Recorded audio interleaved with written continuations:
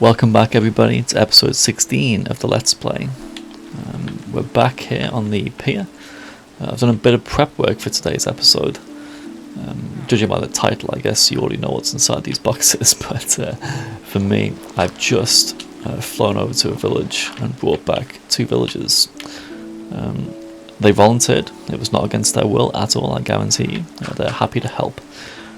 So in here we've got 2 villagers that we can start to use to breed, because although I've said previously that I'm not going to use villagers for trading, doesn't mean I can't use them for anything else, and they can be very, very useful at times. And one of the objectives for today is to get an iron farm going, because iron is just a resource I am constantly needing. I never seem to have enough of it. Even the mining trips, I found a few big iron veins, I haven't really tapped them yet. I mean, that's something I could do, but you know, the iron veins, they're finite. What we need is a resource or a way to farm iron continuously. And of course an iron farm fits the bill perfectly there. There's certainly different scales of iron farms we could use. There's some that are small, some that are medium sized, and some that are large. I'm not yet at the stage of doing the super large ones, so we're going to set up one of the small ones, and also as it's set up and running, we're going to be building a super smelter. Because I took down that furnace array that I set up very hastily early on. I took down the lava farm as well. I need to put those 2 things back up because I'm always needing stuff to smelt as well.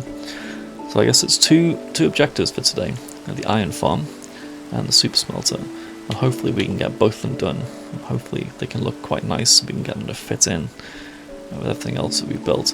I'm thinking we're going to want one or the other kind of in this area over here. So just behind the drop chute and next to the kind of castle build that I abandoned, because I want it still within, not necessarily spawn chunks, but I want it around the base so that I can keep on. Let's sit down here, so that it can be running pretty much all the time, because iron is something that we're going to need a lot of. So I'm thinking somewhere there, or maybe behind that cherry tree, but it needs to be close. It just needs to be close, and I think that's the best place to put it. Another job that we might try and squeeze in today is covering up that cactus farm, because at the moment it's just an empty space. It'd be nice to get a build around it so that it carries on working, but it doesn't look just like a hole in the ground. So that's the plan. It shouldn't be too hard to do, especially now I've got the villagers in place, and we're going to set up a little pit where we can breed them as well. It'll be quite easy. We'll be making use of villagers quite a bit, I think. We just aren't going to go down the trading route, as I've said. So I will bring you back when I have started doing a little bit more. Whoa, dive bomb there. Okay, I'll see you in a little bit. Okay, welcome back. So I've started laying out, I've started digging out a little hole, which is where the collection system will go. I'll show you this in a second. What I'm doing right now is just getting a few items together, which we will need to move the villagers. I've hidden them away in a hole. How do I make the powered rails? We need redstone too. Redstone.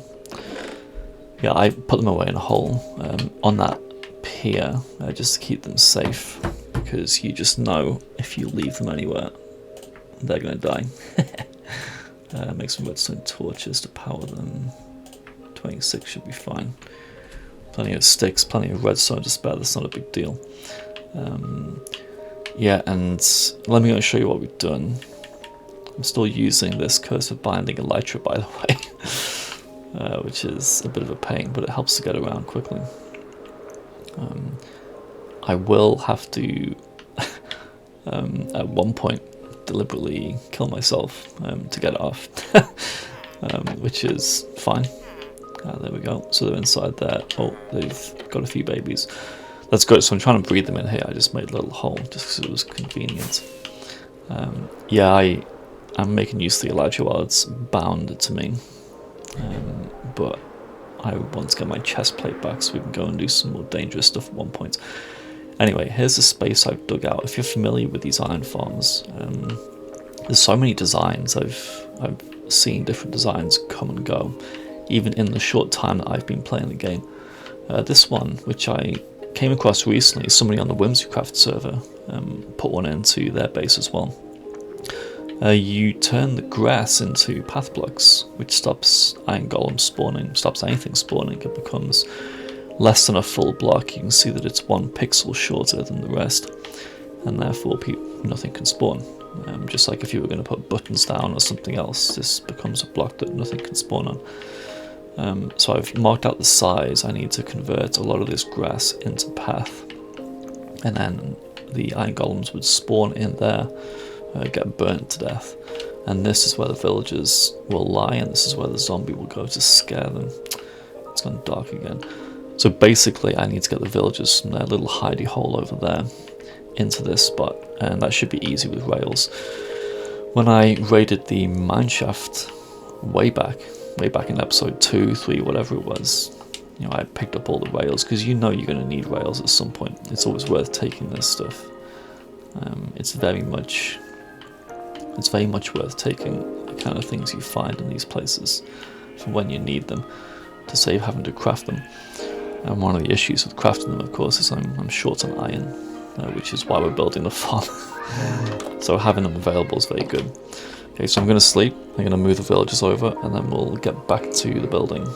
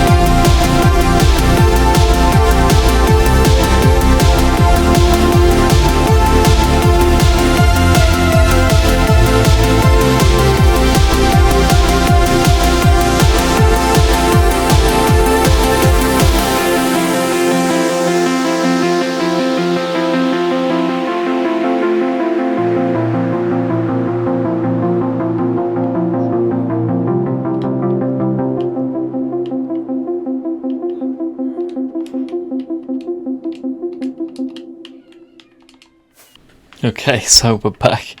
You would have seen in the montage there a little bit of trouble with the villagers, but when do you ever have a good time with the villagers? Something always goes wrong. The breeding, I don't know what was going on there. Oh, there's 2 in there. Oh, that's not good, is it? There's only 3 beds. I'm not sure why that's happened. I'm sure we can work with that. They'll still spawn the golems once the zombie's on the boat. We'll see, we can always remove one somehow if we need to. So I've opened up the zombie. Once it's nighttime, I can just lead him in. I've been waiting really for this guy. Is it that guy? Yeah, he's the newest one. I've been waiting for the zombie to grow up. I think it's probably needed. I think I need 3, not zombie, the kid to grow up. I probably need 3 fully grown villagers.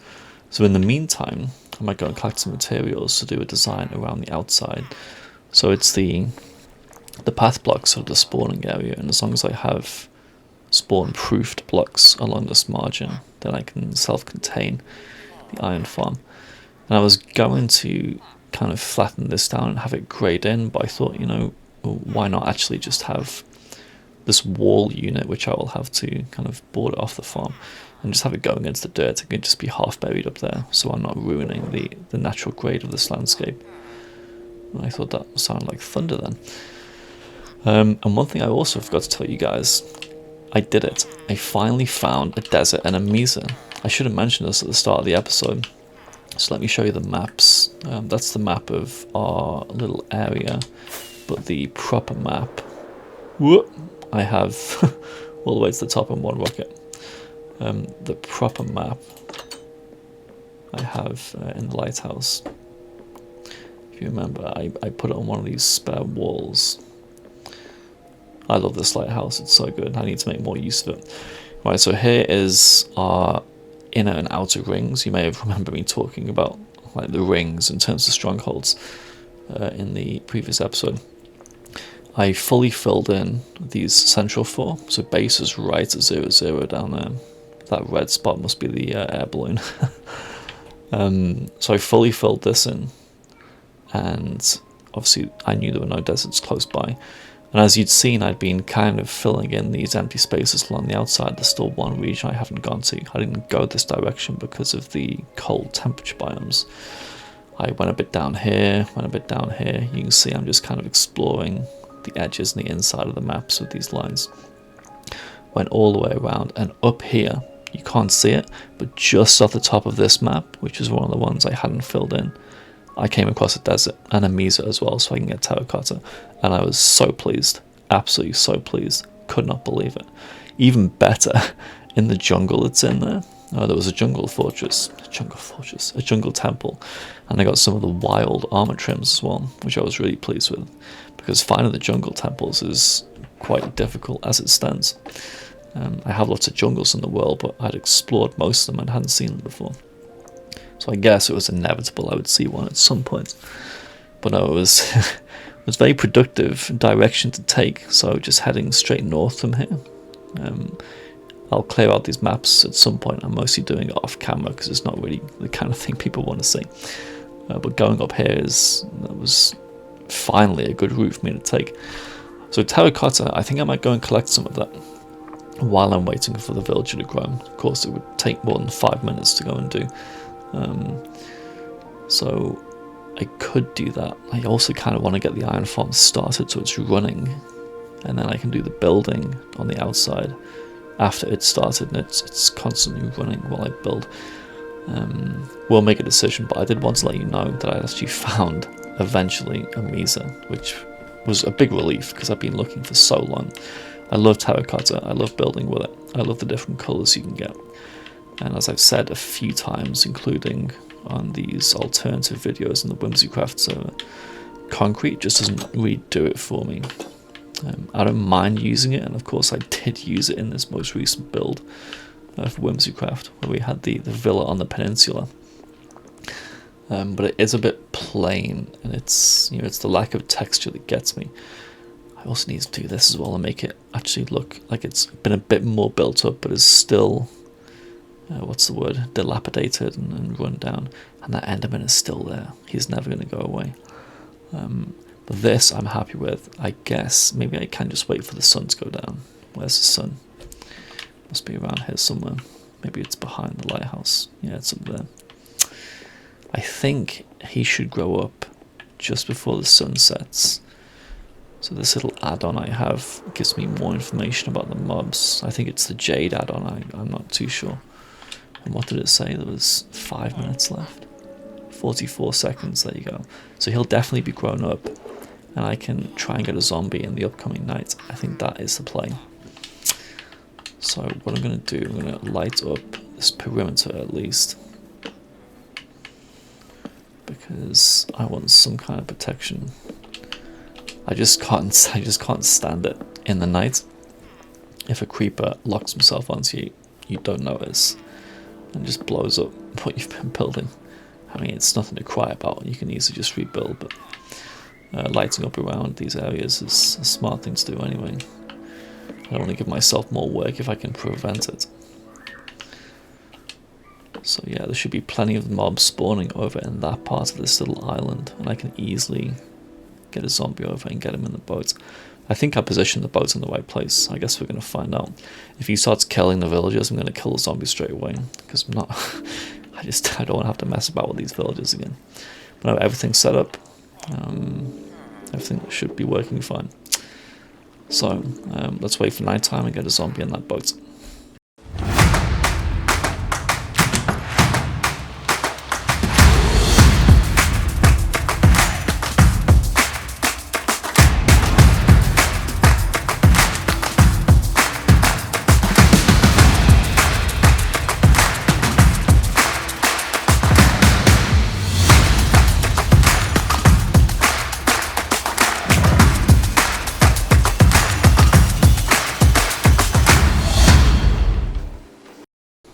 Well, I'd say that is a resounding success. I'm pretty pleased.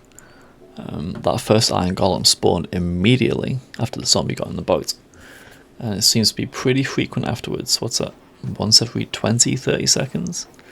I mean, it's certainly good enough for my needs. Just going and mining iron is, I don't mind the mining. It's part of the game. I actually like it.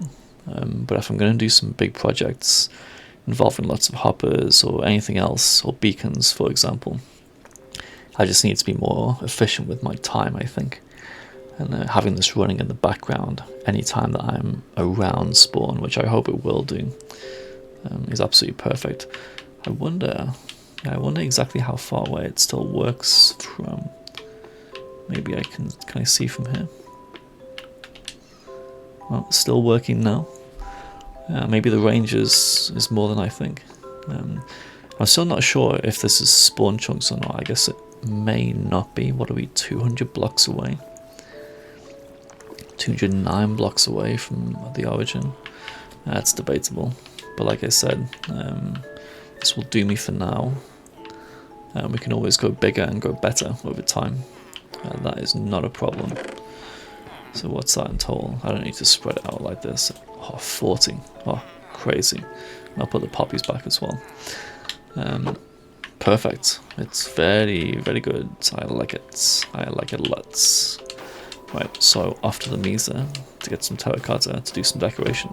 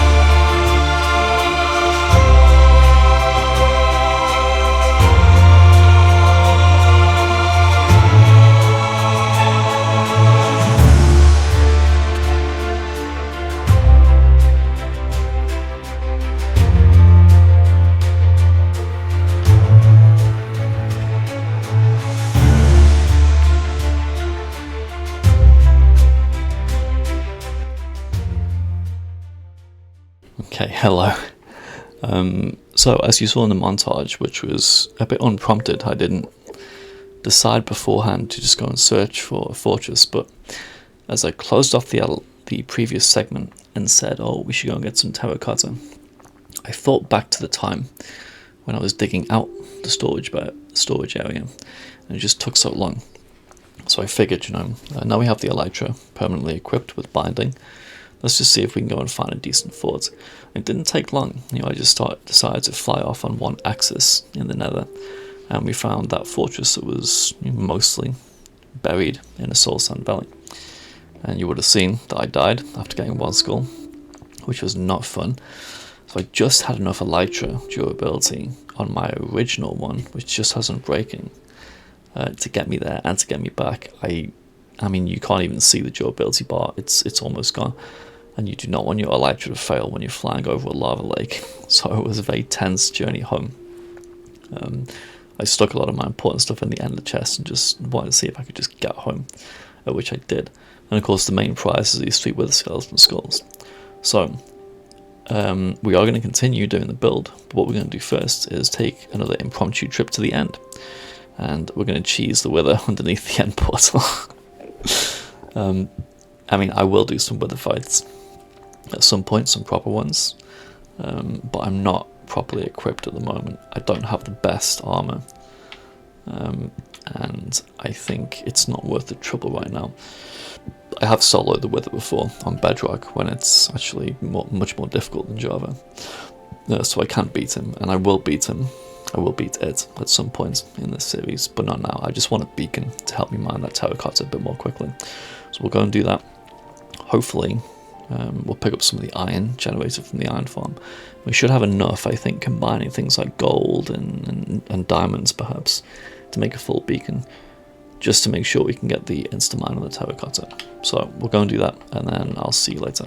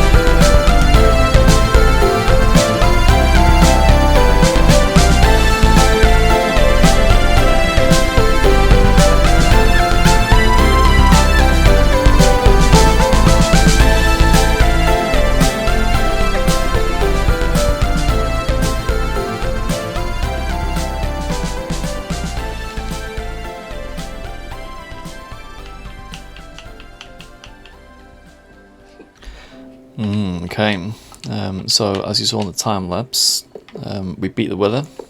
Well, didn't really beat him, did we? Cheesed him. We'll beat him at some point, I promise. All the blocks that I have were just short of making a full beacon. And I know, before you point out in the comments, you don't actually need a full beacon. You don't need haste 2 to mine the terracotta. You only need haste 1. Beaconator, bring home the beacon. Oh yes. And there's my gold block. So let's give ourselves jump 2, I guess, just for the sake of it. Yeah, you don't need haste 2 for terracotta, you just need haste 1, so I only need 3 resource blocks.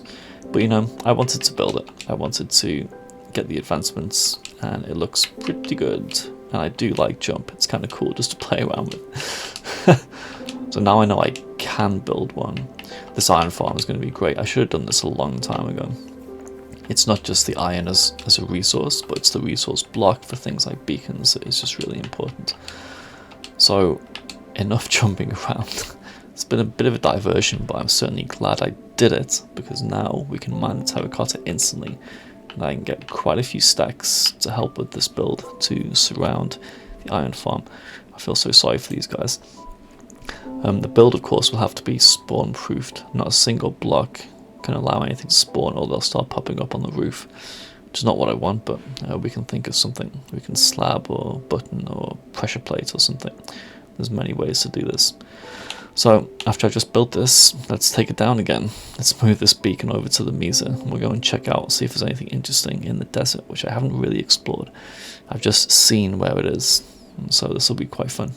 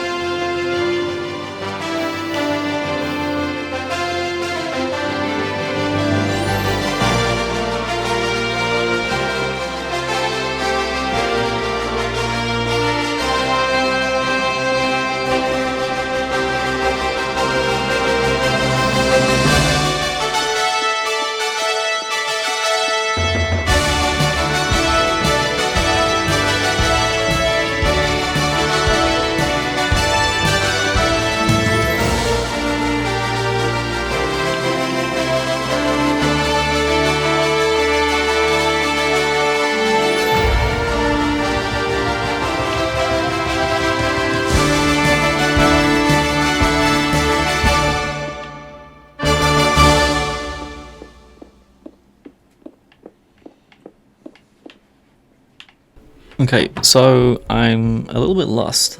I thought I had to fly just straight north to find the desert, and I'm gonna get these gold blocks. That'll be silly not to get them. Yeah, so I flew straight north and realized at some point I was not on track. Don't go in the lava. Perfect. But amazingly, I found that mangrove swamp. So, I mean, this has just been a great exploration session. And look at that, there's the desert. I knew I was a bit off, so it was northeast rather than north. So here's the desert. So we can fly straight to this desert village. There'll be a camel there, there has to be. Oh, another desert village.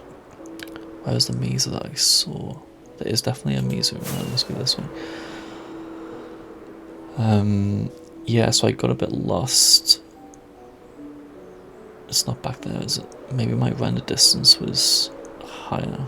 Ah, there we go. Yeah, I must have cranked the render distance up while I was exploring. There was a lush cave there too. But yeah, this is just great. I need to get a map sorted of this region too. Oh, it's not very big, is it? Look at that. What a shame. I guess the desert probably continues. Let's just go to the top here. Yeah, anyway. So I'd be looking for mangrove swamp as well, because I'd been wanting the wood and the propagules. So this is great. Now we're here. We should be able to sort this out fairly quickly.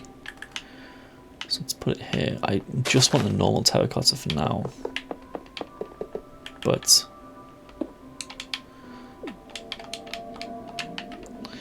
okay, 1. So level 1 haste should do the job. Yes. Yeah, I was pretty sure. I've done this before, and I remember. I remember bringing an entire beacon to mine the terracotta, and realised that I didn't need it. So that saves me time. Because putting up and taking down beacons, it takes a lot of time. So this Mesa will be worth exploring, as you probably know. Gold is very, very common here. It's got a much higher proportion, a much higher likelihood of forming. And also there's almost certainly a mine shaft around. They're very, very common too. Not that, you know, I've found and explored mine shafts before. That's not the point. But they can often have, in my opinion, quite good loot. And I do like getting the rails and also some of the wood from the stanchions, or whatever you call them. The supports, actually, that hold up the mine shafts themselves. And this has got a yellow terracotta core. This is interesting. Yeah, so I'm going to grab at least 4 or 5 stacks of the normal terracotta. This is so satisfying. There's nothing more satisfying than getting haste, is there? Absolutely nothing. Yeah, I'll get 4 or 5 stacks of the normal terracotta. That should definitely do me for this build. That's odd. I thought the terracotta was layered. I feel like I'm going a bit crazy here. I didn't realise there was different colours in the cores. It's not a problem because seems to be getting. Oh, I've almost got 5 stacks of the normal terracotta anyway. It's just so fast when you get haste. So fast. I like all the colours of terracotta, to be honest. As accents, they can be amazing. Just like the wool. Like if you remember, and we showed it earlier this episode as well, when we have the wool just behind those iron bars in the pier. Just to give it some depth and some colour. And you can do exactly the same with terracotta. This must be 5 stacks now. Just take the top off this Mesa. It's so quick, and it's, like I said, it's so satisfying, and it's so easy. If I was doing this without haste, I think it would be a disaster. Let's get this. So you just saw me get the outpost as well, which was great. Lots of finds this way. I should have gone north immediately when I started exploring. One thing I didn't find, as you saw, in that ruined portal, it was partially. Well, I didn't find the chest. It was one of the large portals, and it was partially underground. Some of the terrain generation had filled in kind of the empty space you get around the portals. I dug around where I thought the chest might be and couldn't see it, which I thought was quite strange. I probably won't go back. I mean, I don't really rank ruined portal chests as being incredibly good either. Of course, you can get notch apples in there, enchanted golden apples. I guess you'd have to be pretty lucky. And I'm not going to go back and check just for that. Oh, that's an armadillo. Oh, this is so amazing. This is exactly why I wanted the desert and the mesa. I was going to see the armadillo. I haven't got a brush. There's so many reasons to come back here. Also, the desert wells should have trims. Oh, it's so cute. It's so cute. It's an armadillo. Oh, I love it when they add new wildlife. I used to play, when I was testing out Java, I wouldn't say I used to play on it actually, but when I was testing out Java, having moved from Bedrock, I tested out Alex's mobs, which I'm sure many of you will be familiar with. See, I've lost the haste effect now, I've gone too far away. Yeah, Alex's mobs adds in a load of hostile and passive mobs into the game, and it just changes the game, just like shaders. It just absolutely changes the game, because everywhere you go there's just activity and there's life, and that's a really good thing. In the oceans you've got whales and sharks and new fish and new predators, and it's really fantastic. I decided not to play with Alex's mods or any substantial mods for this playthrough, because it's not the style of play I was going for.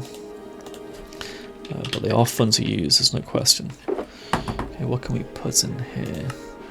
I guess we can put these in. I just want to take the beacon down, of course. So it's already full. We can take this down. It's served its purpose. Of course, my inventory is full already, so I might have to head back already. I don't really want to go back because there's just so much more to get. Why do I really need 3 stacks of dirt? I don't need wheat seeds. Keep picking up anyway. Oh, there's this meme about wheat seeds, about how you just... It's one of these things that you never ask for, but you just always find in your inventory. I think that's quite fun. I really want to explore, but I also want to get a map, because I don't know if it's just part of my personality or just my gameplay or anything. I just feel like if I'm not tracing out where I've been, then I might miss something important. There's a desert well. So we need to come back here for so many reasons. The desert well has a potential to... Is it an armor trim? Or is it the sherds? There's some kind of archaeology we can do with the desert well. Or is it the sniff eggs? I forget. Yeah, we're going to have to go back. I think we're going to go back and we're going to make some brushes. I don't know, but I need to build the edge of the iron farm. See, this is how easily you can get distracted in Minecraft, as you all know. You just think, oh, I need to do that, I need to do that, I need to do that, and you never actually finish what you started doing. So we'll head back. I would go through the nether, but I'm terrified of losing everything. So I won't. I don't have obsidian. It wouldn't be hard to get obsidian from that ruined portal, but still.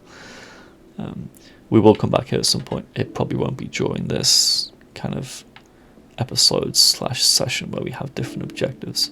Look at these beautiful colours. The white and the red, they're just great. And the brown. Terracotta is just such an amazing block. Okay, so we're going to fly back and we're going to continue with the building.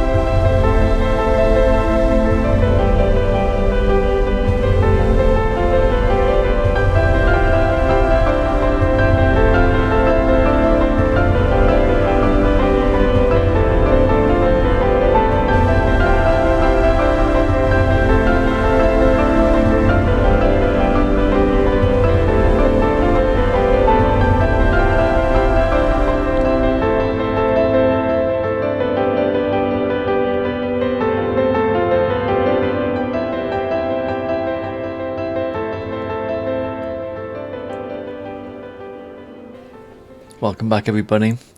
I thought I would make a start on this and bring you back and show you what I came up with, rather than me fumbling through the process of actually trying to design it myself on camera, which would just take a bit of time. I wanted to use tuff because it complements the cyan terracotta, which is my favourite colour of terracotta, quite well. And I thought the overall theme for this should be kind of industrial. Like, this is a farm. It's the first real farm that I've made in the world, which is quite surprising, actually. I don't really count the cactus farm as a farm at all.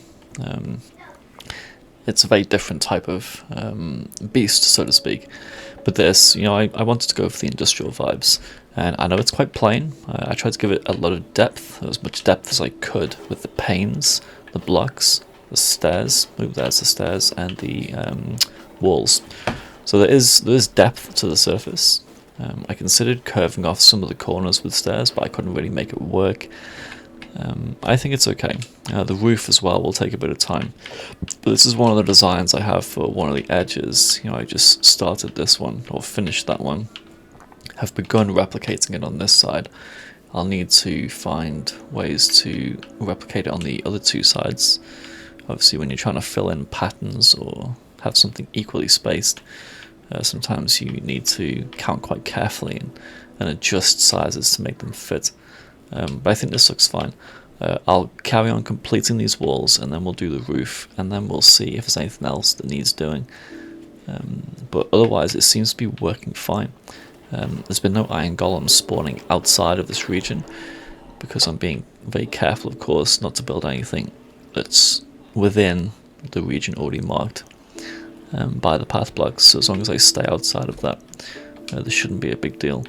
But actually, I'm carefully choosing these blocks as well to make sure nothing can spawn on them anyway. And we'll do some lighting too, because the lighting won't affect the mechanics of the farm at all. Cool. So I'll carry this on. I'll bring you back when I've done a bit more.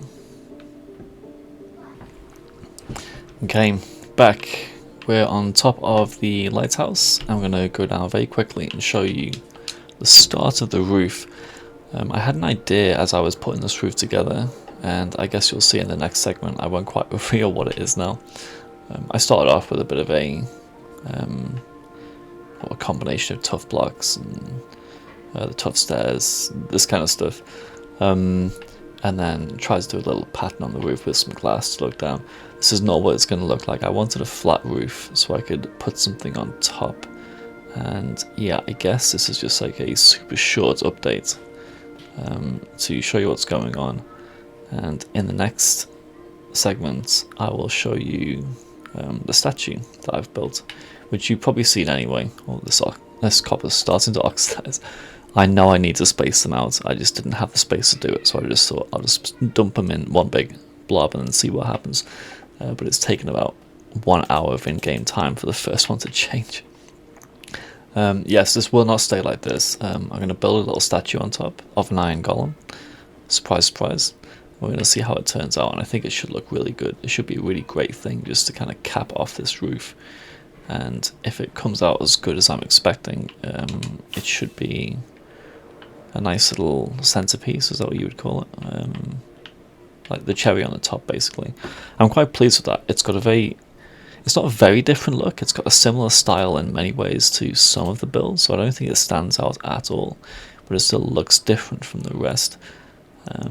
And the terracotta, I'm just so glad I've got some of that, because I just love building with it, and it's still going in there. You can see the iron golem spawning. Really, really happy with this. Okay, so back in a second. Okay, hi everybody. What do you think of this? So this is the iron golem statue that I wanted on top of the farm here. I think it's turned out really well. I've just realised I need to spawn-proof spawn-proof some more of these blocks. So these are just exposed andesite, and this is exposed terracotta. The glass and the carpet will do a good job of spawn-proofing the top here. I don't want any mistakes. I don't want any problems with the iron farm. It doesn't look like iron golems are spawning up here. So I think it's probably going to be fine, but I'd rather take no chances. So I can fix this easily. But this is the design I found on a TikTok video, of all places. and I thought it looked really cute. It's just the right size for the area here. So I'm pretty pleased with this, and I don't mind the way it is kind of enveloped by the ground a little bit there. I don't think that's a big problem. And it saves me having to terraform this area, which I would probably do. You know, there's something good about the Minecraft landscapes. They do look very natural, and anytime you try to change it yourself, it can be difficult. So I'd rather not mess with the slopes if I don't have to. And yeah, just overall, I'm quite pleased. So the next job, the second job for the video, is to get a super smelter going. So I'm going to move that copper because that is just not working out how I thought it might do. I'll spread it out over here and try and get it to oxidize, because I will be wanting some oxidized copper at some point in the future. And I'll find a place to put the super smelter. I'm thinking actually in this region here, between the cherry tree I'm on and the iron farm. I think this is a small enough space that I can fit just a small super smelter in, with an aesthetic build around. I'm not going to have an exposed set of furnaces like last time. I think it's just a place, but we'll do some groundwork, we'll clear some space out, and then we'll make a decision.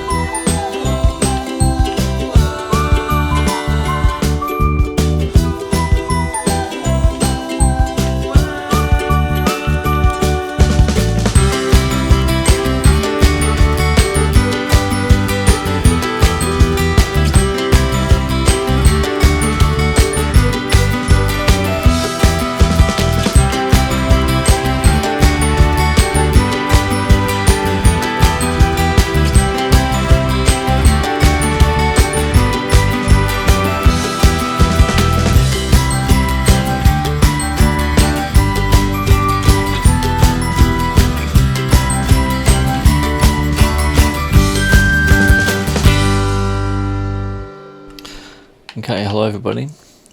I've cleared a space out here, as you can see. Let me just get the axe. And I've collected a few bits of, well, redstone basically, the minecarts, the rails, this kind of stuff. This is where we're going to build it, as I said, a bit to the side of between the cherry tree and the iron farm, where we have this space now. I've already got some of the furnaces going because I want to use a brick pallet, which is like a classic go-to for this kind of build. But I don't have many bricks, so I have to actually get this started before I start the build. But what we can do is lay down some of the groundwork, and then we'll go into a time lapse, and I'll give you a few cuts of the build process itself. But essentially, you start off with, this is your collection system. This is where the smelted items are going to go back into first person. I think we're going to have 8 different furnaces, because 8 being, well, 64 being divided by 8 easily, it just kind of makes sense. So these are where the items come out. We're going to have to stop that smelting in a second, because we need to put all 8 of these on top as so. So the items go in the furnace, they come out the bottom and travel all the way along down to this, which is the collection system. So let's go and collect these. I mean, we'll have a few bricks in here, but it's not essential. Perfect. Oh, I've got too much stuff in my inventory. Let's get rid of these for now. And then we can even load back up. Have this going basically while we're building. It makes sense actually.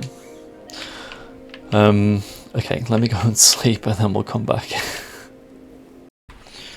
So what we need now is hoppers on top, and these, sorry, not on top, behind, these will feed. They'll feed the items, but we also need them on top, so this is where the fuel goes. Oops. So it's a very iron expensive kind of array, and this is exactly why we need the iron farm going at the same time. We'll set up these rails to go on top. I'll break into a time lapse now and kind of speed this up.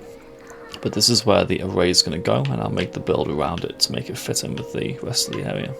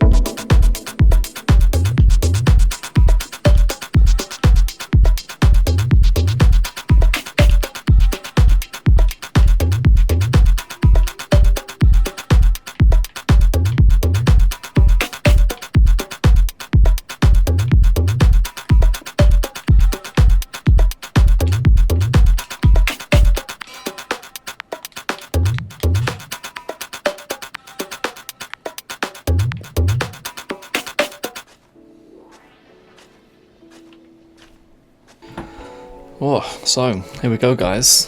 As you saw in the montage, that was a lot more work than I expected, actually. But I think it's turned out really nicely.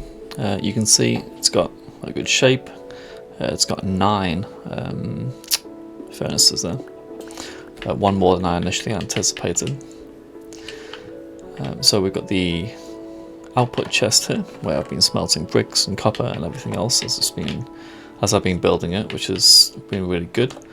Inside, you can see that initially we had this kind of like fire pit, but it was taking up a lot of space, so I moved it into the chimney just above here, covered up. And now the smoke is still coming out, but I've got a bit more space down here to do stuff if I need. I put in some temporary kind of decorations, but we may move some of these as well. This is the input system, as you saw. It's turned off for now, but these are running really well. This is a little passageway through to the back. Not really needed, I would say, but still. Come outside, we've got a few workstations just for decoration, and also, I use the anvil and also the stone cutter pretty often, so we'll probably get good use out of them anyway. Around the back, let's go around. I like this kind of bricky outside too, especially with some of the path blocks mixed in. Around the back, we've just got some more workstations. The cauldron obviously is not practical, it can't be used for anything here. Blast furnace possibly. I know I probably should set up a blast furnace array as well to smelt my ores quicker, but I think for now what we've done here should be enough for my needs. It's been chewing through that copper pretty quickly, just based on its size. So yeah, overall I would say it's been a very successful episode. We've got the iron farm built, we've got the super smelter built, not really super, but the bigger smelter. A lava farm will be something to set up soon, but I can do that in the next episode, I think. So I may call it a day for now. It's been a lot of work, it's been a lot of fun, and I am loving how base is shaping up.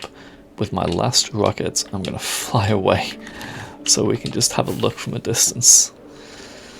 I need to get some more gunpowder and some more paper on the go to make some more rockets.